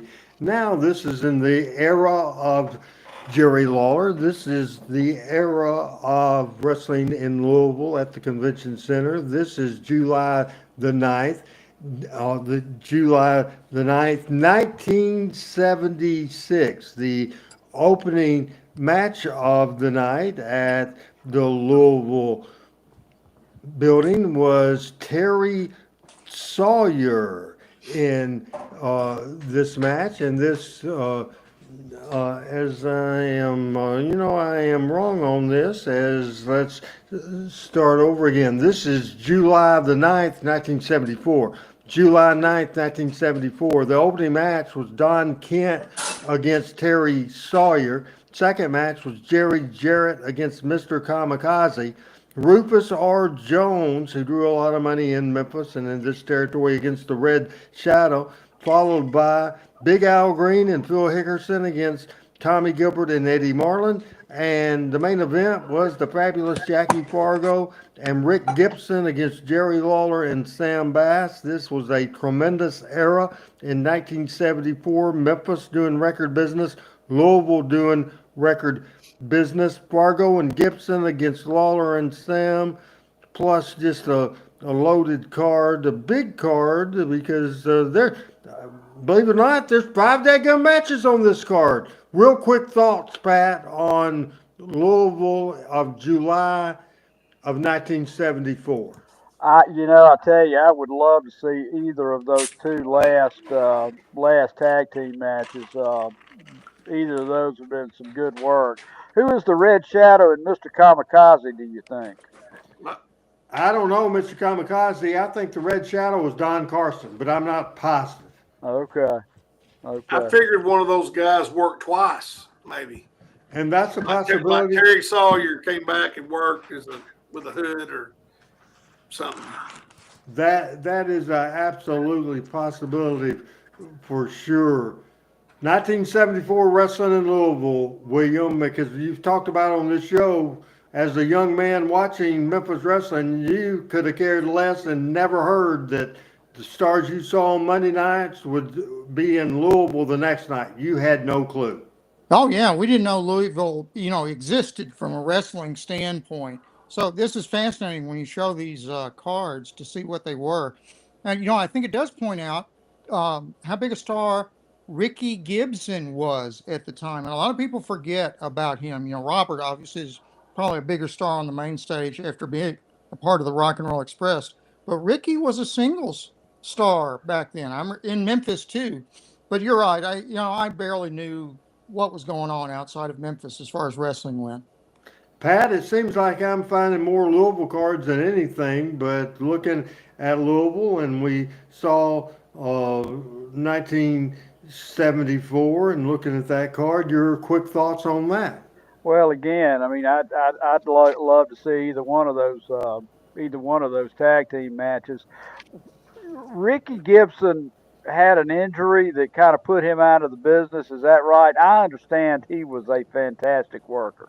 I mean, He unbelievable. was I great. mean, just really, really good. A lot of fire. Not the best talker in the world, but a believable talker.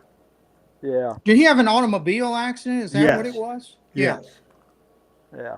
That finished his career. Interesting cards, and that's not what I want to go for next, and that's not where I want to go, and that's not where I want to go, and that's where I want to go. This is Louisville on Sunday, July the 11th, 1976. This is the night of champions. The Southern Junior Heavyweight Championship. Roy Lee Welch defends against Tommy Gilbert. The second match, a ladies U.S. Championship, and Casey defend against Sylvia Hagney. After that became a Southern Tag Team Championship. Phil Hickerson and Dennis Condrey, the champions, against Tommy Rich and Bill Superstar Dundee. Followed by the Mid-America champion, Roger Nature Boy Kirby against Cowboy Frankie Lane. The World Tag Team Champions, and this is a phony. They put two guys under masks, said that they're World Tag Team Champions, and they booked them against Tojo Yamamoto and Jerry Jarrett, and then Jerry Lawler against Gorgeous George Jr. as the main event of the night. That particular night in Louisville, Kentucky. We'll start with Pat. Well, it was Tommy Rich, 14 years old there in '76. He's about 20. He was 20, yeah. Okay, okay. Good card. It's a great card. Hey, Great card. I went to see that because my men were on there, the Bicentennial Kings. Right. I don't have them listed as that, but they were Hickerson and Yeah, Condrey. And yeah. I'll go to my grave. Condrey's the greatest tag wrestler ever. You put him with Hickerson, they were great. Schultz, they were great. Bobby, they were great. Anyway, I love Bicentennial Kings.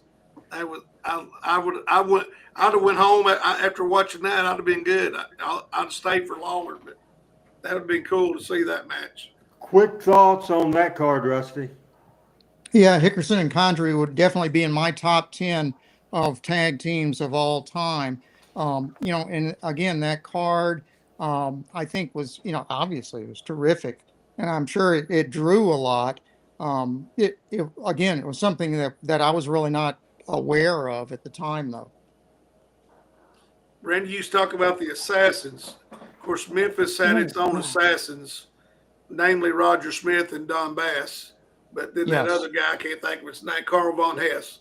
Right. But who do you think might have been in '76? Who do you think that might have been? Any idea?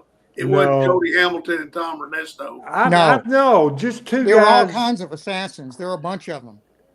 Just two guys that was in the territories. They not a regular size card at all. Not regular team at all. They just put together and called them the World Tag Team Champion. And now we will finish up this week's edition of our cards of the week, and this card will mean something to Chris and me more than anybody else.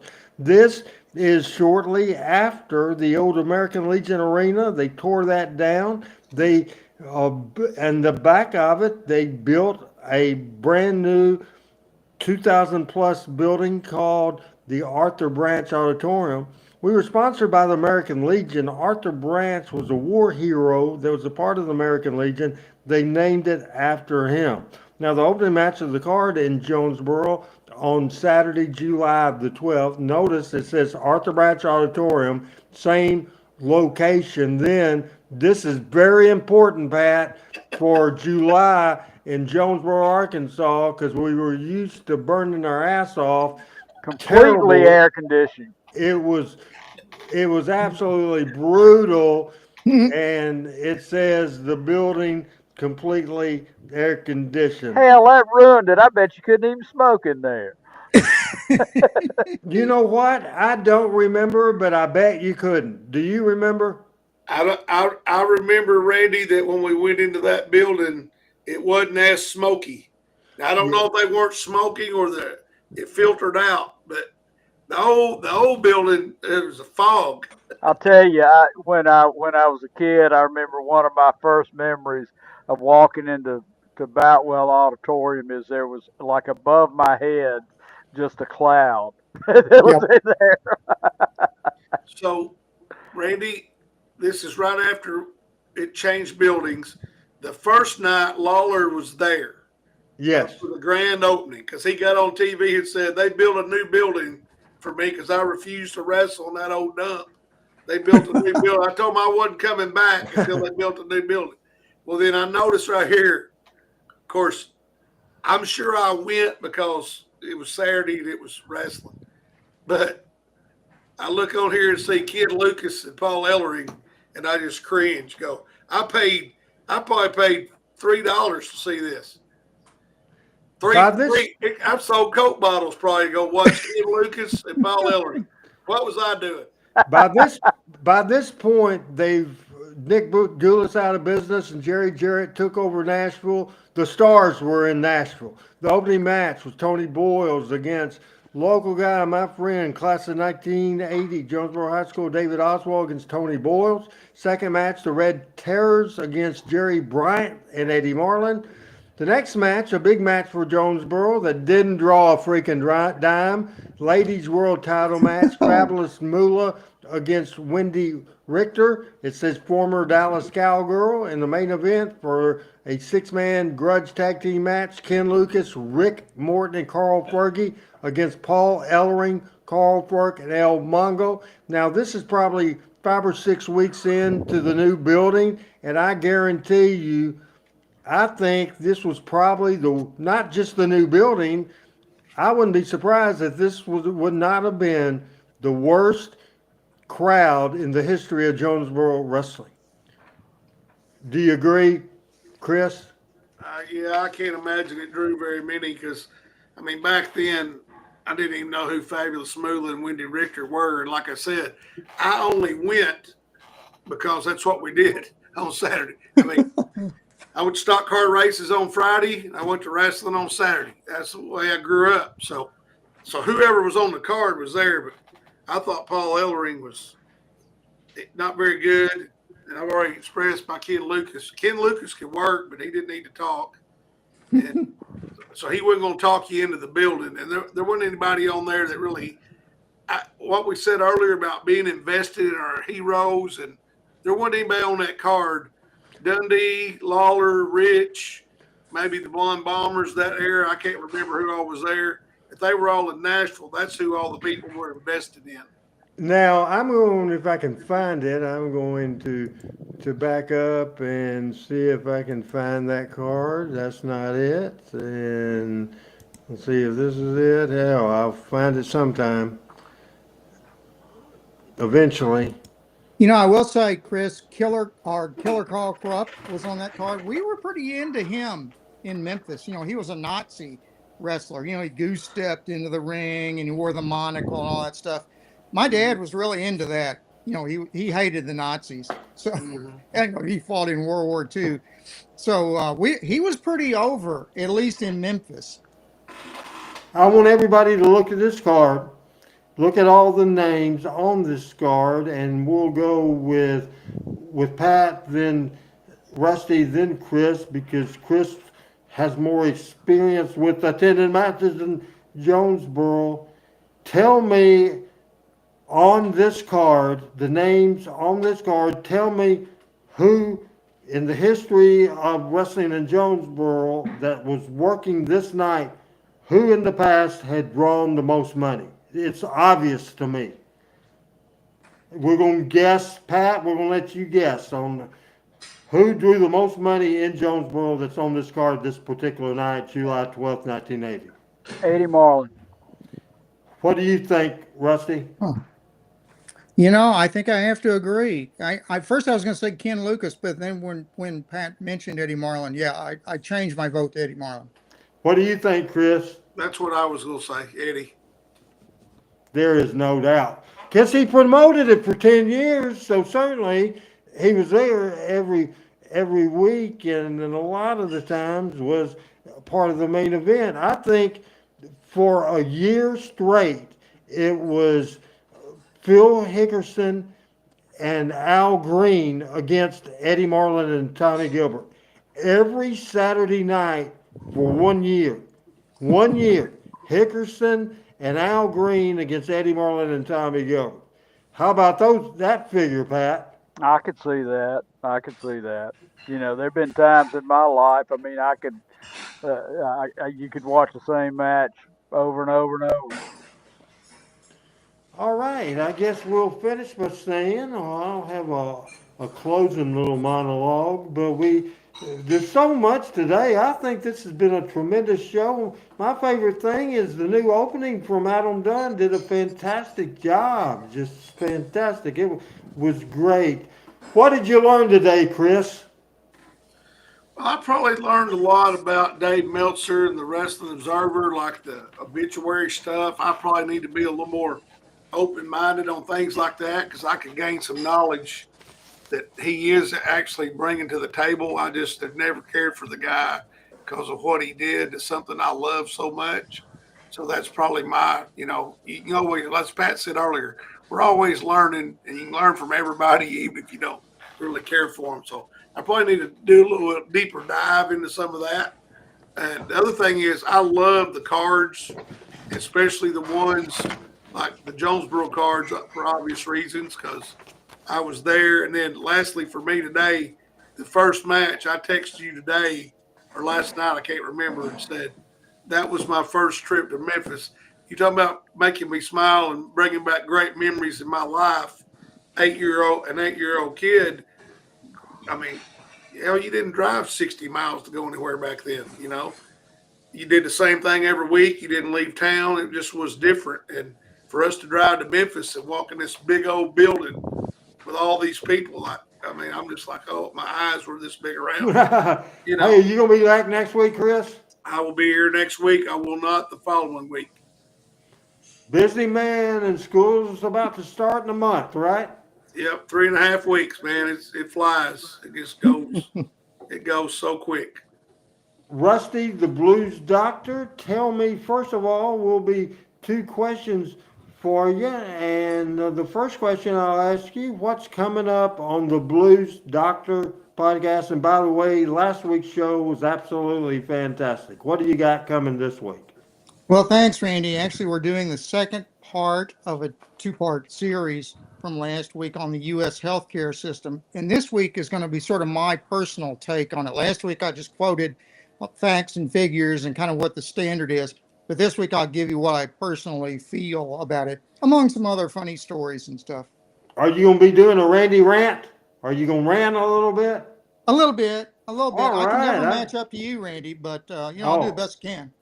You won't say the F word, right? No, I'm afraid not. I do that when I get hot. What did you learn today, my man, the senior member of the panel of Talking Memphis Wrestling, Pat Trammell? Oh, yeah, I did. Oh. You know, when you sent that the list out to us to look at, and I saw Jack Briscoe there, I got to thinking, well, what was the first NWA World Championship I remember seeing? And I went back, and it was the one I mentioned earlier. It was Don Green versus Dory Funk Jr., which must have been around 1970 or so. So that was the very first one. And I probably saw, I don't know, 4 or 5 NWA World Championships in the decade of the 70s. So it was Briscoe, Terry Funk, Harley Race. Man, that may have been all of them. But that was something I learned. I realized that was or how much fun it had been to see a world championship match back in the day.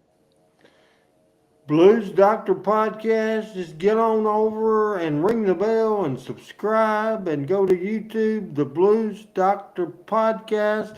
It hopefully will upload correctly by midnight tonight. Lately, I've been able to listen to it first thing in the morning on Wednesday morning when I get up about 4 o'clock, and that's the first thing I know. Thank you, Rusty, and I'm looking forward to watching that show. Pat Trammell, I missed Michael today, but we had a great show today. What did you learn?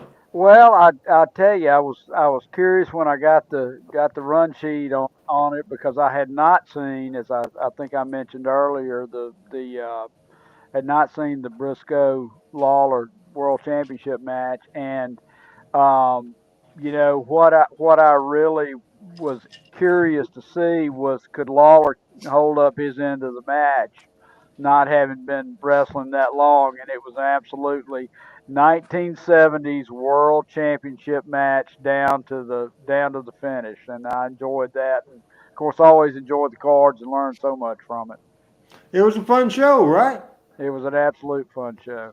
What do you have coming up this week? Any traveling? Uh, yeah, I gotta go. I've got seeing my sinus doctor on Thursday, and then I've got to go to South Mississippi and North Louisiana.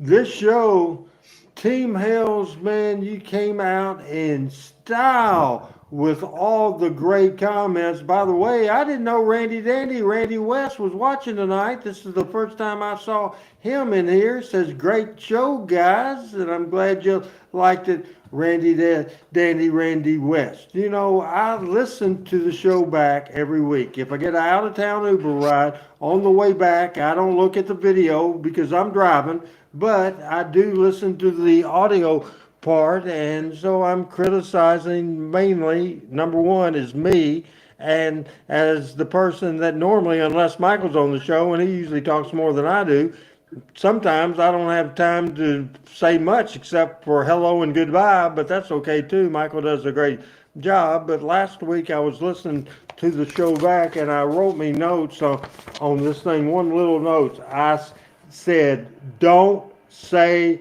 no doubt about it ever again. Because listen to the show back, I bet I said it 50 times. So today, did I say until I just said it telling this story, but I don't think I said no doubt about it one time, did I? There's no Not that doubt I about it. You recall. didn't. No, no doubt about it. don't You think did so. not. Just stuff like that bugs me, and and sometimes, especially there's a lot of parts going on, and especially last week we lost Adam, and we Pat no showed all the way, and Chris no showed, and William no showed, and it was chaos, and we had Joshua on looking at globes, and then Michael was having radio station transmitter issues and he had to go. It was a disaster of the show. Sometimes you can tell when something's not going right and with the production or whatever, if you get lost or whatever and have so much on my mind, especially when you try to keep the flow of the show going. Not so much stutter, I say a lot. And I hate that. That drives me crazy. And hopefully, I've noticed myself a couple of times today, and it wasn't a big deal, but sometimes it is. So I watch the show back to critique myself, and certainly I can't fuss at the crew members because they're not paid. Of course, I'm not paid for doing this show in a roundabout way, Pat. I am, but still, I've criticized and I'm my biggest critic. Mike says he loved the show today, and PJ says it was like no doubt about it, 10,000 times before. See, she knows. She's been nice enough. Any final words, guys, real quick, because I want to be out of here in 2 minutes. So real quick, everybody. Last words, Chris. Great show. Great to be back. Can't wait till next week. Quick thoughts there, Dr. Rusty. Thank you again, and I want to apologize again for not being here. I had to sign out the very last minute last week for a family issue, so I apologize very much. Pat, final words. Enjoyed the show, enjoyed learning with our friends that tune in to us every week, and, appreciate everybody. Thanks to Adam Dunn, man. I love that opening. I think everybody give Adam a thumbs up. Everybody, double thumbs up. Adam Dunn did a fantastic job. Double thumbs up to all our friends that watch this show. Double thumbs up for the Team Hills audience. For Adam Dunn, Chris Ellis, Dr. Robinson, and Pat Trammell, I'm Randy Hills, and we're saying bye-bye, everybody, because there's no doubt about it. Everybody have a good